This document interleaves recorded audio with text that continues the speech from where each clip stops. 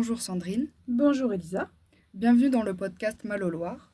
Aujourd'hui, nous allons vous lire un extrait de L'imminence d'un fruit, écrit par Monsieur Séragé. Pour ce livre, nous avons fait le choix de lire le poème qui illustre les dernières pages du livre, ainsi que la réponse de l'éditrice aux mots du poète. Nomade. J'allais vers vous, sous l'orage, par un ciel en colère. Le jour hésitait, la vallée courbait l'échine sous la pluie qui tambourine, la possibilité d'un déluge s'invitait. L'âme de ce peuple ardent ignore la peur. Il a désigné une fée, laquelle dissimule ses œuvres avec la complicité des nuages, et ses trésors justifient le voyage.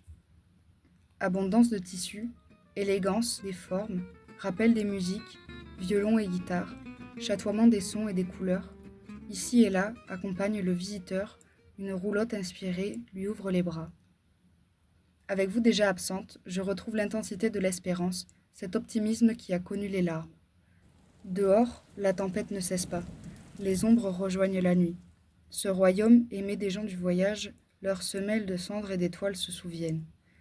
Opposé à la barbarie, l'altière conscience d'être est portée par les chants. Il rappelle à l'infini les promesses des origines, ces nuits où la grande ours dans la voûte céleste a des allures de caravane. Ce soir-là, l'exposition avait pour guide le regard d'un enfant. Adrien, hiver 2023. La réponse de l'éditrice que je suis à ces mots du poète fut celle-là. Mal-Loire, la mémoire au cœur. Ce peuple cher à mon cœur, dont le tempo de sa musique et son histoire coulent dans mes veines, avec l'héritage des femmes gitanes, celles qui endossent le rôle de guérisseuse, mais aussi de passeuses d'histoire. Un peuple avec ses valeurs, ses coutumes, où le partage y a une place prépondérante.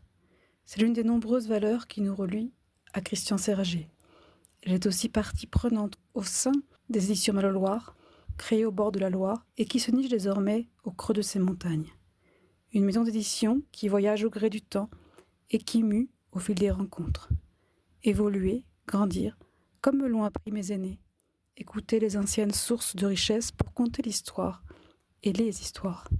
Ne plus être dans une transmission orale, mais aussi écrite.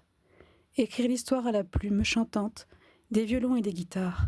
Ne pas rester muet face au monde qui s'ouvre, où se reconnaissent toujours les gens épris de justice et de mémoire. Jacques Sigaud, mon ami, fut de cela à Montreuil-Bellay. Cœurs et âmes doivent toujours rester ouverts à l'autre, comme l'aube de belles rencontres et la promesse d'un avenir, main dans la main, entre les peuples. Bonne journée, Elisa. Bonne journée.